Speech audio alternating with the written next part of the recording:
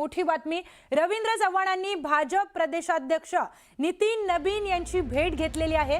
विधान परिषदेच्या 48 जणांच्या नावाची यादी सुपूर्द करण्यात आलेली आहे। भाजपकडून एकूण 48 नावांची यादी ही अध्यक्षांना, राष्ट्रीय अध्यक्षांना सुपूर्द करण्यात आली आहे। या संदर्भात भाजपच्या प्रदेशाध्यक्ष रवींद्र चव्हाण यांनी भाजपचे राष्ट्रीय अध्यक्ष नितीन नबीन यांची भेट घेतली आहे। काही वेळापूर्वीच आपण पाहिलं की यादी आता पक्षप्रमुखांना किंवा वरिष्ठांना ही सुपूर्द करण्यात येणार आहे अशी मोठी बातमी आपण पाहिलेली होती। त्यानंतरची ही मोठी ब्रेकिंग न्यूज समोर येते। भाजप प्रदेशाध्यक्ष रवींद्र चव्हाण यांनी आता 48 जणांची यादी सुपूर्द केलेली आहे। त्यांचे फोटो देखील समोर आले जेव्हा रवींद्र चव्हाण हे राष्ट्रीय अध्यक्ष नितीन नबीन यांच्या भेटीला गेलेले आहेत। भेट झाल्यानंतर त्यांनी विधान परिषदेच्या नावांची यादी राष्ट्रीय अध्यक्षांकडे सुपूर्द केली। भाजपकडून एकूण 48 नावांची यादी ही आता नितीन नबीन यांच्याकडे सुपूर्द करण्यात आली आहे। अधिकची माहिती जाणून घेऊयात आमचे प्रतिनिधी तुषार रुपणवार यांच्याकडून। तुषार, काय अधिकची माहिती? आपण पाहिलं असेल तर भाजपचे प्रदेशाध्यक्ष दिल्लीमध्ये आहेत आणि महाराष्ट्रातल्या 17 जागांचा विषय आपल्याला दिल्लीच्या दरबारी गेल्याचं पाहायला मिळतंय। भाजपच्या वाट्याला जवळपास 12 जागा आल्याचं पाहायला मिळतंय आणि 12 जागांसंदर्भामध्ये भाजपचे प्रदेशाध्यक्ष रवींद्र चव्हाण यांनी जवळपास 48 नावांची यादी नितीन नबीन भाजपचे केंद्रीय अध्यक्ष यांना दिलेली आहे। त्यांच्यासोबत महाराष्ट्रातल्या जागांसंदर्भातला संवाद देखील झालेला आहे। आता विधान परिषदेसाठी नेमकी कुणाची लॉटरी लागते याकडे सर्व महाराष्ट्राचं लक्ष लागल्याचं पाहायला मिळतं। निश्चितच तुषार, सगळ्या महाराष्ट्राचं लक्ष इकडे लागलेलं आहे। सगळे अपडेट्स तुमच्याकडून वेळोवेळी जाणून घेणारच आहोत। माहितीसाठी धन्यवाद। तर विधान परिषदेच्या निवडणुकीच्या पार्श्वभूमीवर आता दिल्लीनंतर मुंबईत देखील महाविकास आघाडीची बैठक सुरू झालेली आहे। दिल्लीमध्ये आपण पाहिलं एकीकडे आता महायुतीची बैठक सुरू होती आणि दुसरीकडे मुंबईमध्ये महाविकास आघाडीतील नेत्यांची काँग्रेसच्या टिळक भवनामध्ये बैठक सुरू आहे। अनिल परब, अंबादास दानवे, मिलिंद नार्वेकर, हर्षवर्धन सपकाळ, सुप्रिया सुळे आणि शशिकांत शिंदे या बैठकीला उपस्थित आहेत। या बैठकीमध्ये महाविकास आघाडीचा जागा वाटपाचा फॉर्म्युला ठरणार असल्याची माहिती समोर आली आहे। थेट जाऊयात आमचे प्रतिनिधी सुमित सावंत यांच्याकडे। सुमित, विधान परिषद निवडणुकीच्या पार्श्वभूमीवर बऱ्याच घडामोडी घडतात। एकीकडे दिल्लीमध्ये आपण बघतोय की महायुतीची बैठक सुरू झाली आहे, एकीकडे महाविकास आघाडीची मुंबईमध्ये बैठक सुरू झाली आहे। काय अधिकची माहिती? टिळक भवन दादर त्या ठिकाणी ही महाविकास आघाडीची बैठक सध्या सुरू आहे आणि या बैठकीमध्ये सध्या शिवसेना उद्धव बाळासाहेब ठाकरे, त्याचबरोबर शरद पवार, राष्ट्रवादी काँग्रेस आणि काँग्रेसच्या सगळ्या नेत्यांची ही बैठक सुरू आहे। दुपारी 2 वाजताच्या या बैठकीचं आयोजन केलेलं होतं। विधान परिषदेच्या निवडणुकीसंदर्भामध्ये काय निर्णय घ्यायचा आणि जागा वाटपूचा फॉर्म्युला नेमका कसा ठरवायचा या सगळ्या संदर्भात चर्चा करण्यासाठी आजच्या या बैठकीचं आयोजन केलेलं आहे। ही बैठक सुरू झालेली आहे आणि या बैठकीमध्ये तीनही पक्षाचे वरिष्ठ नेते सध्या उपस्थित आहेत। या बैठकीमध्ये सध्याचं चित्र पाहता उद्धव ठाकरे यांची शिवसेना असेल किंवा काँग्रेस यांच्याकडून जागा वाटपासंदर्भात आपल्याला किती जागा हव्यात किंवा या सगळ्या संदर्भात तर ताळेबंद अद्यापही ठरलेला नाहीये। कारण सध्याची बॅकफुटला असलेली ह्या तीनही पक्षांची भूमिका यासाठीच आहे, कारण मतांचं गणित हे प्रत्येक ठिकाणी जुळताना दिसत नाही आणि ज्या ज्या ठिकाणी जुळताना दिसतंय त्या ठिकाणी महाविकास आघाडीच्या व्यतिरिक्त महायुती नेमका काय निर्णय घेणार आहे त्यावरच आपल्याला निर्णय घ्यायचा आहे। ही देखील भूमिका महाविकास आघाडीने ठेवलेली आहे आणि त्यामुळेच आजच्या या बैठकीमध्ये केवळ चर्चा होईल, काय काय होऊ शकतं यावर चर्चा होईल, मात्र अंतिम निर्णय अद्याप आज घेतला जाणार नाही अशी माहिती कळते। आणखी काही बैठका होतील आणि त्यानंतरच या सगळ्या संदर्भातला निर्णय महाविकास आघाडी एकत्रितरित्या घेणार आहे। निश्चितच सुमित, या पार्श्वभूमीवर सगळ्या अपडेट्स तुमच्याकडून वेळोवेळी जाणून घेणार आहोत। माहितीसाठी धन्यवाद। तर महायुतीचा विधान परिषद जागा वाटपाचा फॉर्म्युला बद्दलची चर्चा आता अंतिम टप्प्यात आली आहे। फक्त नावालाच विरोधात असणारी महाविकास आघाडीकडे एकाही जागेवर निवडणूक लढवावी अशी संख्याबळ परिस्थिती नाहीये। तरीही महायुतीमधील अंतर्गत राजकारणामुळे अजूनही कोणाला किती आणि कोणत्या जागा मिळणार याबद्दलची माहिती नाही।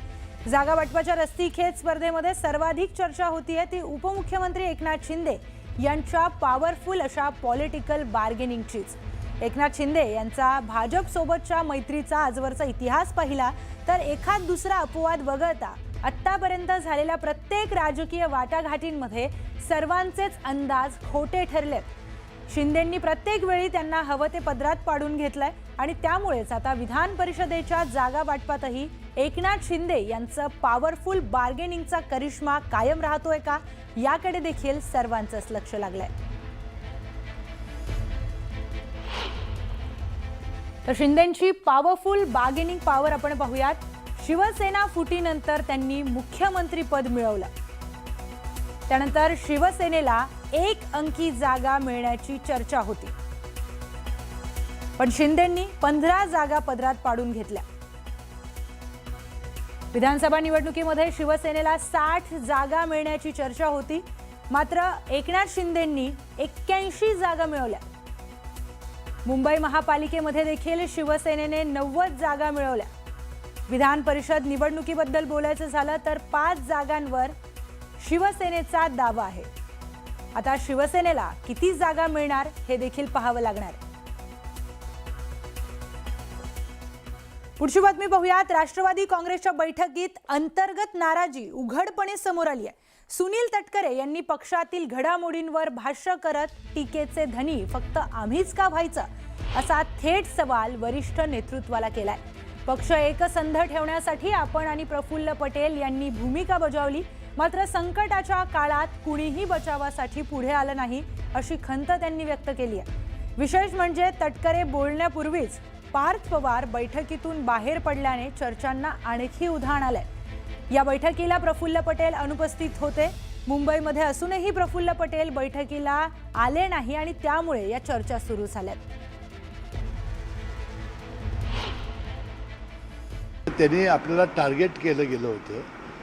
वहिनींच्या शपथविधीनंतर अशा प्रकारच्या भावना व्यक्त केल्या, परंतु संपूर्ण पक्ष एकसंघ असल्यामुळं आणि त्यावेळेला सुद्धा वहिनींनी शपथ घ्यावी अशी सगळ्या कार्यकर्त्यांची, सगळ्या आमदारांची आणि त्यांच्या कुटुंबियांची इच्छा होती. त्यामुळं त्यावेळेला ह्या दोघांना फक्त टार्गेट करण्याचा प्रयत्न करण्यात आला. याबद्दलची खंत त्यांनी व्यक्त केली, हे खरं आहे. पेल्यामधलं वादळ पेल्यामध्ये संपलेलं आहे. प्रफुल्लभाई हे काही आपल्या कामानिमित्त गैरहजर होते.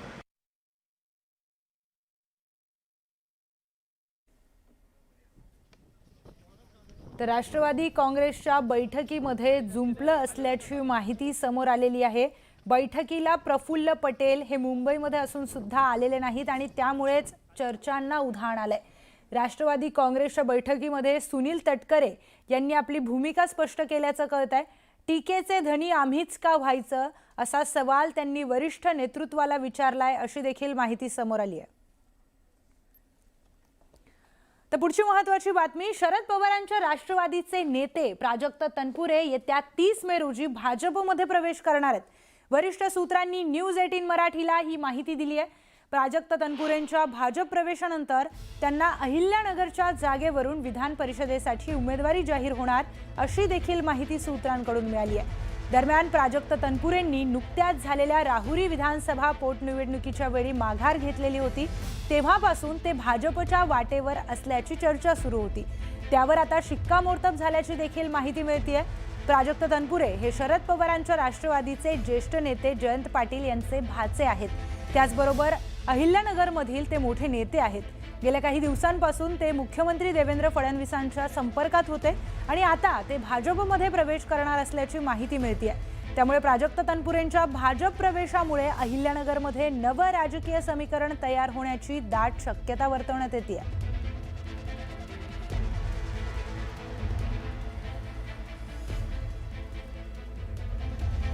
तर प्राजक्त तनपुरे लवकरच भाजपमध्ये जाणार, अशी माहिती सूत्रांकडून मिळतेय.